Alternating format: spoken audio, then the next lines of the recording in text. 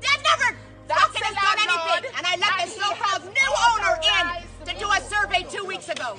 Jerome, they won't leave. Garland was on the phone and this fucking, stop pushing me! Stop! Jerome! Their attorneys are here. Garland was on the phone talking to them, and this woman, Messado or something, is calling me a fucking wretch. She's calling me a fucking wretch. She's pushing through the fucking gate at me. Okay? Yeah, I know she's a criminal. Yes. Uh-huh. What do I do? Garland, car police haven't fucking come here. The bailiff was on the phone with Garland. He's telling them there's court today at 10. This guy's saying, but I have an order. He said that's been set aside. There's legal documents. And this woman is saying, no, it's not. The fucking woman. I